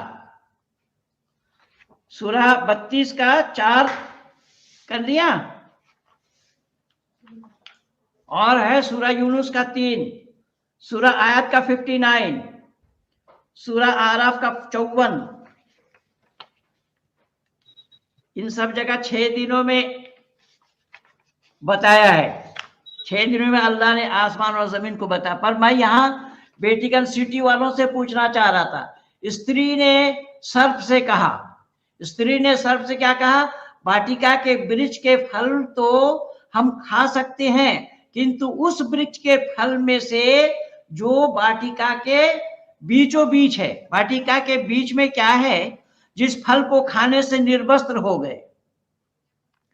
ये अंदाजा लगाइए। वो सर्प से बात करे तो सर्प बात कर सकता है? बाइबल वाले बताना जरा। मैं तो यहां पर चुनौती दिया हूं कि भारत से लेकर वेटिकन सिटी तक के पादी बताएं कि बाइबल में दर्शाए गए ये बातें सत्य है, ये सृष्टि नियम है, सृष्टि के इसी तरीके से बनाए जाते हैं। परमेश्वर ने कहा कि मैं ना तो उसमें से खाना और ना उसे छूना, नहीं तो मर जाओगे। देखिए यहाँ यहोवा परमेश्वर ने भी झूठ बोला। किसको? आदम पत्नी को, कि इससे में से कुछ खाना नहीं, छूना भी मत। छूनो क्या करोगे? छूओगे तो मर जाओगे। और शैतान ने उसको खिला करके दिखाया, दोनों पति पत्नी मरे नहीं। अल्लाह को भी झूठा प्रमाणित कर दिया। तब सर्प ने स्त्री से कहा, तुम निश्चय ना मरोगे। देखिए ये सांप उसको सुझा रहा है सांप सुझाव दे रहा है आदम की पत्नी को कि तब सर्प ने स्त्री से कहा, तुम निश्चय ना मरोगे। परमेश्वर ने तो जानता है कि जिस दिन तुम इसमें से खाओगे तुम्हारी आंखें खुल जाएगी और तुम भले और बुरे का ज्ञान पाकर परमेश्वर के समान हो जाओगे। ये सांप ज्ञान दे रहा है उनको। अंदाजा लगाइए दुनिया वालों, जब स्त्री ने देखा कि उस वृक्ष का फल खाने के लिए अच्छा, आंखों के लिए लुभावन तथा बुद्धिमान बनने के लिए चाहने योग्य, तो उसने उसका फल तोड़कर खाया और साथ ही साथ अपने पति को भी दिया और उसने भी खाया। अब वो एक को खाने के लिए मना कर रहे थे, ये दोनों ही खा गए। और वो फल भी ऐसा था, वो पति पत्नी दोनों मिलकर के खाने वाला फल था भाई। खाए तब उन दोनों की आंखें खुल गई और उन्हें मालूम हुआ कि वो तो नंगे हैं। अब नंगे हो गए। अब इंसान अगर नंगा हो जाए तो वो फरिश्ता कहलाएगा, पैगंबर कहलाएगा, अल्लाह का नबी कहलाएगा या पागल कहलाएगा भाई? अरे वो बाइबल वालों, आओ मैदान में आओ। आज किसी नालायक ने एक वीडियो भेजा कि महेंद्र पाल के चेलों का पर्दाफाश नहीं, वो कुछ और शब्द लिखा है। क्या लिखा है संदीपन? मुंह तो जवाब ऐसा कुछ लिखा होगा। हाँ, तो वो ऐसा लिखा है। लेकिन मैं यहाँ पूछ रहा हूं कि जो नंगा हो जाएगा, स्त्री और पुरुष दोनों नंगा है, तो नंगा होना पागलपन का लक्षण है या नहीं? फिर तेरा पैगंबर कौन? फिर तेरा पैगंबर कौन है? पैगंबरी कौन है? पैगंबर या पैगंबरनी?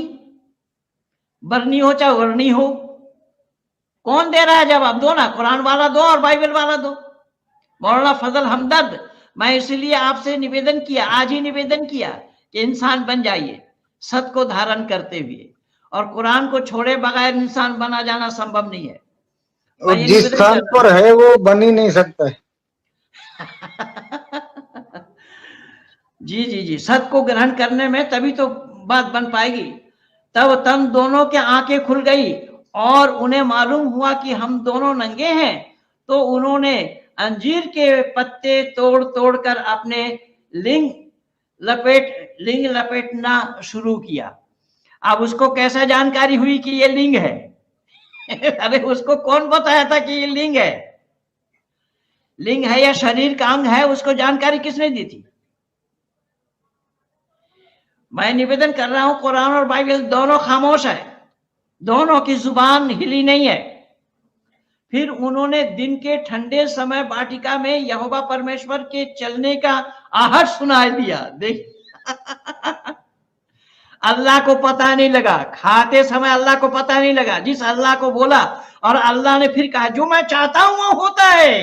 अरे मुफ्ती लोगों बताओ, क्या आदम के फल खाना अल्लाह ने चाहा कि नहीं चाहा? आओ मैदान में, कौन आ रहा है?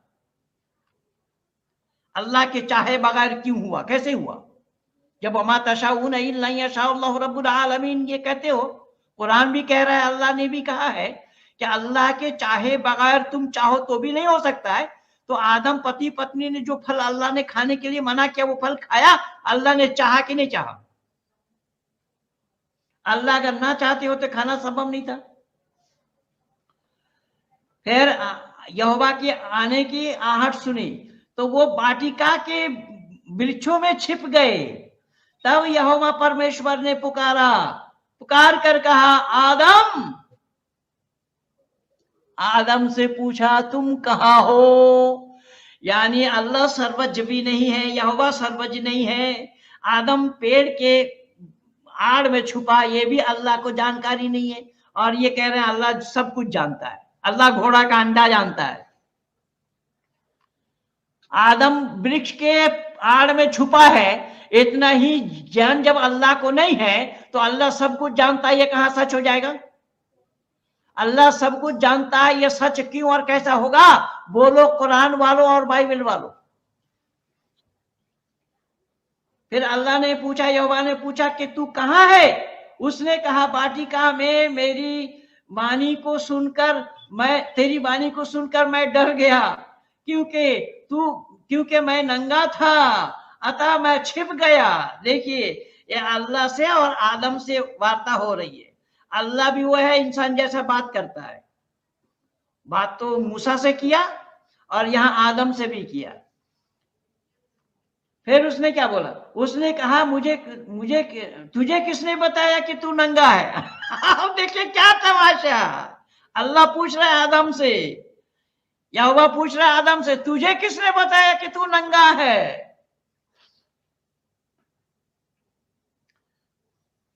उसने कहा मुझे किसने बताया तुझे किसने बताया तू नंगा है? जिस वृक्ष में से खाने के लिए मैंने मना किया था, क्या तू उसी वृक्ष के फल खाया है? देखिए अल्लाह को पता नहीं लग पाया था। उस वृक्ष के फल खाते समय अल्लाह को पता नहीं लगा। और यहां साफ कहा जा रहा है, बाइबल में भी साफ कहा है, उस वृक्ष के खाने के लिए तू जो मना किया था उसी फल को हम खाए, तब हमें पता लगा कि हम नंगे हैं। तो ज्ञानवान अल्लाह है या वो वृक्ष का फल ज्ञानवान है? भाई कौन ज्ञान दिया? आदम ने कहा जिस स्त्री को तूने मेरे साथ रहने को दिया है उसी ने उस वृक्ष का फल मुझे दिया और मैंने खाया। यानी वो वृक्ष का फल जिसके खाने से ज्ञान आया, उसके लिए बताने वाला गुरु कौन है? सांप। और खिलाने वाली गुरु कौन है? आदम पत्नी। अब यहोवा परमेश्वर ने स्त्री से कहा तूने ये क्या किया? स्त्री ने कहा सर्प ने मुझे बहका दिया तो मैंने खाया।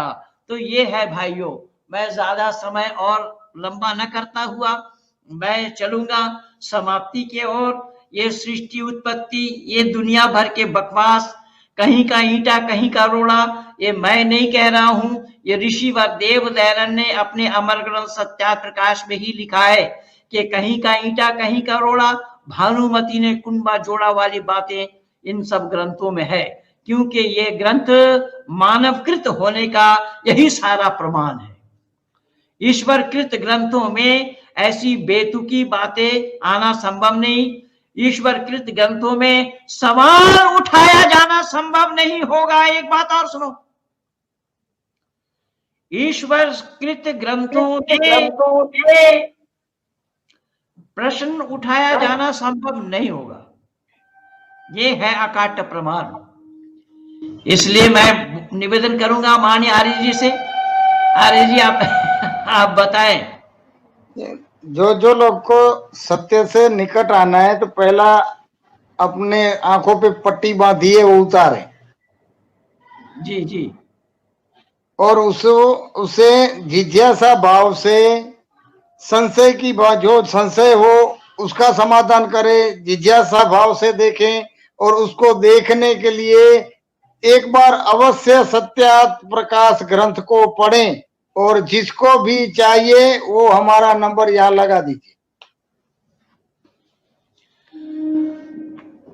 मैं निवेदन कर रहा हूं, भाई मगनलाल जी ने हमारे इस चैनल में बहुत बार उन्होंने कहा है कि जिनको ये सत्यार्थ प्रकाश नामी ग्रंथ को पढ़ना है वो मेरे से संपर्क करें, और सत्यार्थ प्रकाश नामी ग्रंथ को पढ़े बिना अकल का पता लगाया जाना, अकल को ठिकाना में लगाया जाना संभव नहीं है। भाई मगनलाल जी का ये नंबर मैं आप लोगों को दिखा रहा हूं स्क्रीन में, जो भाई मगनलाल जी दीवानी इनका नाम है, और आप अनेक सत्यार्थ प्रकाश ही नहीं अनेक वैदिक साहित्य को आप बांट चुके हैं, और हमेशा आप बांटते रहते हैं, यहां तक कि नागालैंड तक पहुंचा दिए हैं, मणिपुर तक, मेघालय तक पहुंचा दिए हैं। कहां कहां मैं बताऊं, ये बंबई में बैठे हैं, लेकिन संपूर्ण भारत भर में ये नंबर प्रचलित है। इन नंबर से संपर्क करें। अभी हम मेरठ में एक फौजी भाई ने भी मंगवाया, और उन्होंने फोन किया, पंडित जी किताब तो उन्होंने भेज दिया, बताया है, वो स्लिप भी आ गया मेरे पास, लेकिन वो पुस्तक नहीं पहुंची। अब वो कहाँ अटकी हुई थी, तो फिर कई दिन बाद उनको वो पुस्तक मिली, तब उन्होंने कहा पंडित जी अभी किताब मिल चुकी है। तो भाई मगनलाल जी का मैं जितना भी शुक्रिया अदा करूंगा, धन्यवाद दूंगा, उतना ही कम और थोड़ा होगा। तो आज मैं चाहूंगा कि इन्हीं शब्दों के साथ मैं यहीं पर ही अपने को रोकूं। सिद्धू मरांडी जी क्या लिखते हैं, नमस्ते पंडित जी, मेरा एक प्रश्न है, क्या ईश्वर जड़ पदार्थ वस्तुओं में भी है? जी हाँ, इन्होंने हमें 100 रुपया का सहयोग किया है, इनको बहुत बहुत धन्यवाद है। ईश्वर जड़ पदार्थ में भी है बाबू, क्योंकि वेद में आया ईशावास्यमिदं सर्वम यत् किंच जगत्यांग जगत, यानी जगत में चर अचर जितने भी हैं सब जगह ईश्वर विद्यमान है, सब जगह ईश्वर है, जड़ में ईश्वर है, लेकिन जड़ ईश्वर नहीं है। यहां पर गलती ये हो रही है कि हम उसी जड़ को ही ईश्वर मान रहे हैं, जड़ को ईश्वर मान रहे हैं, और चेतन रूपी मानव को भी ईश्वर माने बैठे हैं ये पोंगा पंडित लोग, जो राम को ईश्वर मान रहे हैं और कृष्ण को भी ईश्वर मान रहे हैं। ये सब धोखा हो रहा है। इसीलिए ईशा वास्तविदम शब्द आया है, वो ईश वास करने वाला हर जगह, उससे कोई जगह खाली नहीं। इसलिए माननीय सिद्धू बाबू, मैं आपसे निवेदन करूंगा कि आप सत्यार्थ प्रकाश को अवश्य पढ़िए। जिस सत्यार्थ प्रकाश का पाठ मैंने भी अभी सुनाया एक पेज का, आप इसको पढ़ेंगे तो जानेंगे। हाँ विष्णु जी ने क्या लिखा है, सिद्धू मरांडी, ईश्वर हर जगह है, उससे कोई जगह खाली नहीं है। याद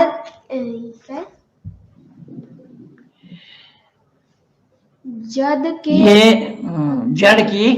अंदर भी है। हाँ वही तो मैं बोला हूँ कि जड़ के अंदर में भी है, चेतन के अंदर में भी है, इसलिए ईशावास्यमिदं सर्वम शब्द आया है।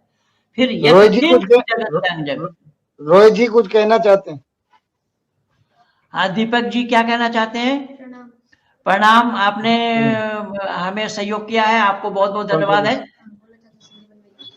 माननीय भाई मगनलाल जी का नंबर ये ले लीजिए, 8668353076। मगनलाल जी दीवानी। हमारे इंजीनियर साहब क्या कहना चाह रहे हैं बताइए। यहाँ पे एक लाइज एक्सपोजर करके है, Pandit ji don't mix Bible and Quran, these are two different scripture, यानी बाइबल और कुरान को एक मत कीजिए, कुरान और बाइबल को। बाइबल और कुरान में किस्सा आदम से लेकर के ईसा तक एक ही है। और अच्छा, और आपने जो बोला सर्वशक्तिमान है, वो यहोवा हर चीज करने में कादिर है, ये मैं बाइबल से दिखा रहा हूँ, स्क्रीन शेयर कर देता हूँ ताकि कोई ये ना हो। बाइबल यहोवा नहीं, एक मिनट, यहोवा बाइबल में अगर है, हर काम करने में कादिर है, लेकिन मैं वो कादिर है ये तो मैं दिखा दिया हूं बाइबल से। जब वो यहोवा को ये पता नहीं लग पा रहा है आदम कहाँ है, जब वो यहोवा को ये पता नहीं लग पा रहा है कि सांप जा करके उसको फल खिला रहा है, सांप जा करके उसको अटकल दे रहा है, ये सब यहोवा को पता नहीं, तो कादिर कहाँ है? अल्लाह भी कादिर कहाँ से हो जाएगा? जो अल्लाह को कादिर मुतलक कहा जाता है वो अल्लाह कादिर मुतलक नहीं है। अल्लाह का ये सारा भेद मैं बता दिया हूं। ये कुरान भरा पड़ा है, बाइबल भरा पड़ा है, सृष्टि नियम के विरुद्ध बातें हैं, सृष्टि नियम को जानते ही नहीं है। ना सत्य ना तस्य प्रतिमा अस्ति का मतलब है ईश्वर की कोई प्रतिमा नहीं, कोई प्रतिच्छवि, कोई प्रतिमूर्ति नहीं है। ईश्वर का प्रतिमा बनाया जाना संभव इसलिए नहीं होगा कि ईश्वर को के प्रतिमा बनाने से पहले ईश्वर को देखना पड़ेगा। जो ईश्वर आंख का विषय नहीं है, उसको किसी ने देखा नहीं है, अगर उसका प्रतिमा बनाना चाहेगा तो अंदाजा बनाएगा। अंदाजा बनाना के माने भंड मारना होगा। इसलिए ईश्वर को ना तस्य प्रतिमा अस्ति बताया गया है। आर्य जी कुछ कहना चाह रहे हैं, बताइए। लोग को कौन वस्तु क्या है वो समझने का है तो ऋषि कणादकृत वैशेषिक दर्शन अर्थात पदार्थ विद्या को पढ़ें। हाँ, वही तो पदार्थ विद्या के बारे में सत्ता प्रकाश बोल तो रहा था कि तीन के बगैर कोई चीज का बनाया जाना संभव नहीं होगा। एक से बनना, एक वस्तु के द्वारा बनना या एक चीज के द्वारा बनना, और एक के इस्तेमाल के लिए बनना, ये तीन होना पड़ेगा। एक बनाने वाला, दूसरा जिस सामान से बनाया जाएगा वो रॉ मटेरियल जिसको बोलेंगे हम, और उसका जो इस्तेमाल करेगा वो। अगर इस्तेमाल करने वाला नहीं है तो किस लिए बनाएगा, किसके लिए बनाएगा वो? अगर बनाने के लिए रॉ मटेरियल नहीं है तो कैसे बनाएगा? तभी तो अल्लाह ने बोला ना, अल्लाह ने मिट्टी से आदम को बनाया।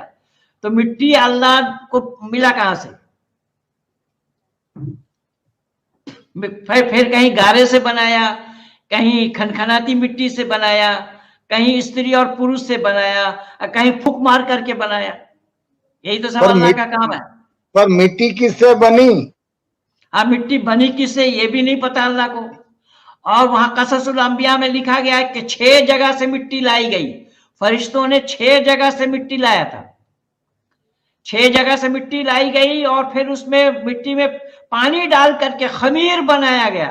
और फिर बोला खनखनाती मिट्टी। खनखनाती मिट्टी माने यानी बजने वाली मिट्टी। जब सख्त बजने वाली मिट्टी हो उसको खनखनाती मिट्टी कहेंगे। अब उसको खमीर बनाया गया, पानी डाल करके खमीर बनाया गया, तब बनाया जाएगा।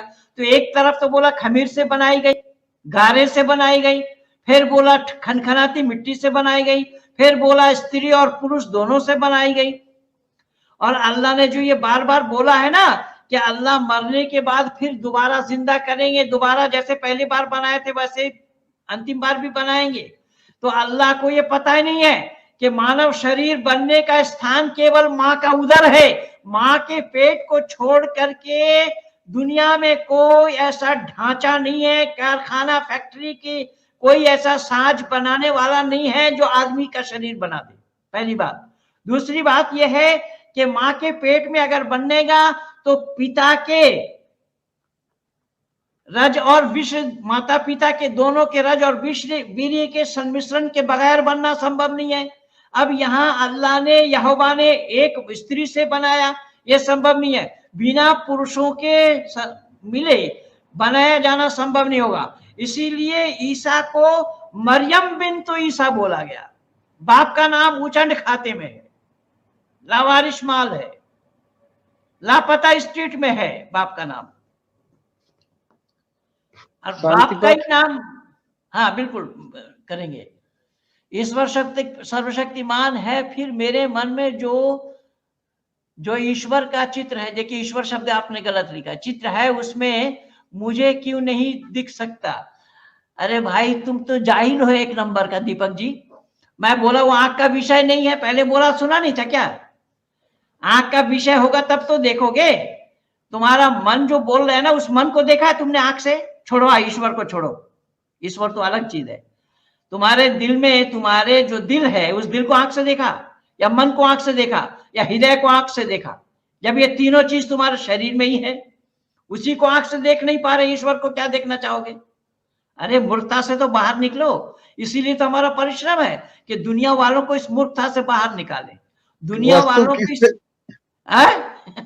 वस्तु वस्तु कौन सी वस्तु में क्या गुण है, वो गुणों के आधार पर देखा है, उसमें रूप गुण है नहीं तो देखोगे किससे? हाँ, तो वही मैं बोल रहा हूं, रूप रस गंध शब्द और स्पर्श, ये 5 चीज से परमात्मा दूर है, 5 चीज से परमात्मा खाली है। इसलिए मैं निवेदन कर रहा हूं, ये प्रकरण ऐसा है जितना बोलूंगा उतना ही कम और थोड़ा होगा, और मेरा रिकॉर्ड 7 घंटा 10 मिनट कंटिन्यू बोलने का है। एक बार 6 घंटा 10 मिनट बोले, एक बार 7 घंटा 10 मिनट बोला। खैर, तो मैं आज नहीं चाहता हूं कि हमारे दोनों महानुभाव आज दिन भर मैं भी थक गया हूँ, 11 बजे से 6 बजे तक हमारा कार्यक्रम चला है।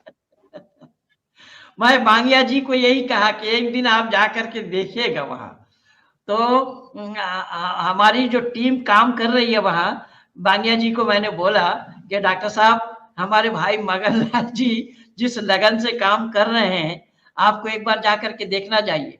ये मैं भाई डॉक्टर सोमदेव जी से भी कहा था, लेकिन वो भी नहीं गए। खैर चलिए, कोई ना आए, हमें आपत्ति नहीं है, और हम नहीं चाहते कि हम ऐसे लोगों को ला करके भीड़ जमाए। हमें कोई प्रशंसा नहीं चाहिए, हमें कोई पुरस्कार नहीं चाहिए, हमें केवल संसार में शांति बने और मानवता का, मनुष्य में मनुष्यत्व आवे, यही हमारी चाहना है। बिल्कुल बिल्कुल। फिर दूसरी बात है, भीड़ भेड़ों की होती है, शेर अकेला चलता है यार, शेर अकेला चलता है, शेर झुंडों में नहीं चलता।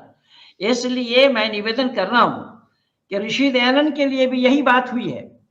ऋषि दयानंद को इसी सत्य के कहने से लोगों ने विष देना उचित समझा, लेकिन सत्य को स्वीकार करना उचित नहीं समझा। अंदाजा लगाइए इससे। ये शुभम जी क्या लिख रहे हैं? सूचना आ गई है पंडित जी, मैं जरा जा रहा हूँ बाहर, थोड़ा टाइम दे रहा हूँ। अच्छा। दादू, আপনি বললেন মাতৃগর্ভে ছাড়া মানব দেহ তৈরি হতে পারে না, তাহলে প্রথম দিকে মানব কেমন করে জন্ম নিল? वो तो प्रक्रिया देखना पड़ेगा ना। प्रथम जो अमाइथुनी सृष्टि है वो गर्भगृह से है, इसलिए जन्म 4 प्रकार से होते हैं, वो मैं बोल दिया था एक दिन। तो आप सुनते रहिए, टच में रहिए, तो जान जाएंगे हमारा क्या क्या बोलना है, क्या क्या बोला होता है, क्या क्या बोलना जाता है, ये सब सच्चाई का पता लगेगा। संदीपन जी, हाँ 1 मिनट बोलिए। मैं उनको ये बोलना चाहता हूँ कि दादू अपनी बोलेছেন মাতৃগর্ভে ছাড়া মানব দেহ তৈরি হতে পারে না, তাহলে প্রথম দিক মানব কেমন করে জন্ম নিল? দেখুন, প্রথমের প্রক্রিয়া আলাদা হবে আর পরের প্রক্রিয়া আলাদা হবে। যেমন আমি একটি সাইকেল যদি তৈরি করে আনি, তো সাইকেল তৈরি করলাম আর সাইকেল চলছে, দুটো প্রক্রিয়া আলাদা হবে। সাইকেল তৈরি করার প্রক্রিয়া আলাদা, আর সাইকেল যে চলবে, একবার ঘুরবে, দ্বিতীয়বার ঘুরবে, 3বার ঘুরবে, সেই সাইকেল যখন চলবে তখন তাকে আর দ্বিতীয়বার বানাতে হবে না, বানানোর দরকার নেই। যখন সাইকেল চলছে, एक बार घूमेगा, दूसरे बार घूमेगा, तीसरे बार घूमेगा। जैसे पंखा खरीद के लाए तो पहली बार स्विच ऑन करेंगे तो वो चरखा ऐसे घूमेगा, उसको 2 बार उस स्विच को ऑन नहीं करना पड़ेगा। ठीक उसी प्रकार से जो अमैथुनी सृष्टि है वो मैथुनी सृष्टि से अलग है। अमैथुनी सृष्टि जरूरत थी, क्योंकि ना पुरुष पहले था ना महिला उस वक्त था, पुरुष और महिला की वहां नहीं थे, तो उनको जन्म देने के लिए कोई अलग पद्धति की आवश्यकता होगी। अब जब मैथुनी सृष्टि कायम हो गई तो अमैथुनी की आवश्यकता नहीं है। पर कुरान और बाइबल तो कह रहा है, कुरान और बाइबल तो कहा है कि ईसा अमैथुनी सृष्टि में पैदा हुआ। अमैथुनी भी नहीं बोला, वहां बिना पुरुष के पैदा हुआ, जबकि बिना पुरुष से पैदा होना संभव ही नहीं है। ये सृष्टि नियम विरुद्ध है, विज्ञान विरुद्ध है, मानवता विरुद्ध है। कोई कुंवारी लड़की अगर संतान उत्पत्ति करे, लोग अच्छे निगाह से नहीं देखेंगे, पूरी निगाह से देखेंगे, लेकिन कुरान और बाइबल उसको अच्छे निगाह से देखते हैं जी। और दूसरी चीज है, वो जो बना वो ऐसे चुटकी मार करके नहीं बना, वो भी साइंटिफिकली यानी केमिकल रिएक्शन से बना, यानी रासायनिक प्रक्रिया से बना। जो चीज रॉ मटेरियल्स है उसके संग मिश्रण से पहले वीर्य बना, इसलिए तो कहा है अन्न के पश्चात वीर्य, फिर वीर्य से मानव शरीर बना। वो ऐसे नहीं चुटकी से अल्लाह बोल दिया और बन गया। वो जितना भी रॉ मटेरियल्स है, जो प्रकृति या रॉ मटेरियल तत्व है, वो मिल करके वो केमिकल रिएक्शन सुनियोजित तरीके से वो बना। जी माननीय आर्य जी नमस्कार। आप मेरा प्रोग्राम सुन रहे हैं क्या आप? हाँ, मैंने प्रोग्राम सुना, आपका वीडियो बहुत बढ़िया जो है ना, देखा। हाँ जी जी जी। अभी तुमको धन्यवाद दे दूं। नहीं, बड़ी मेहरबानी आपकी, बहुत बहुत धन्यवाद आपका। अब इसको मैं समाप्त कर रहा हूँ, और हम लोग को 9:30 बजे से दूसरा कोई प्रोग्राम है, तो इसलिए मैं यहीं तक ही अपने वाणी को विराम दे रहा हूँ। और जितने भी लोग हमारे साथ जुड़े हैं, जितने भी लोग जुड़े थे और जितने भी हमारे निमंत्रण पर पहुंचे हैं, सबका मैं आभार व्यक्त करता हूं, सबका शुक्रिया अदा करता हूं, सबको तहे दिल से धन्यवाद देता हूं। जितने भी आर्थिक सहयोग और मदद किया है मुझे, उनका भी मैं शुक्रगुजार हूं, उनका भी मैं धन्यवादी हूं। आप और हमारा ये दोनों काम इसी तरीके से चलेगा। आप और हम होंगे तब हमारा ये सिस्टम होगा, तब ये सिस्टम के माध्यम से हम काम कर पाएंगे। हम यहाँ पर भी 3 ही मौजूद हैं, 3 के बगैर काम चलेगा नहीं। मैं बोलने वाला, आप लोग सुनने वाले, और ये सिस्टम, इन तीनों में से एक को हटा कर देखिए, काम चलेगा नहीं। आप लोग अगर सुनने के लिए ना आते होते तो भला मैं किसको सुनाता? बिल्डिंग को सुनाना तो मेरा मकसद और उद्देश्य नहीं है। इसीलिए ये 3 ईश्वर, प्रकृति और जीव शाश्वत है। हिरण्य गर्भ, उसमें ऋषि दयानंद ने द्वा सुपर्णा सयुजा सखाया समानम वृक्षम परिसस जाते का वेद मंत्र दिया है। तो मैं चाहूंगा इन्हीं शब्दों के साथ आज भर के लिए मैं अपने वाणी को यहीं पर विराम दूं। माननीय इंजीनियर साहब को धन्यवाद, माननीय मगनलाल जी को भी धन्यवाद, माननीय बाबू पाटिल साहब को भी धन्यवाद। कोई कार्यव्यस्तता के कारण वो आउट हो गए हैं। मैं, आप जितने भी हमारे इस पैनल में जुड़े हुए लोग थे, सबका मैं शुक्रिया अदा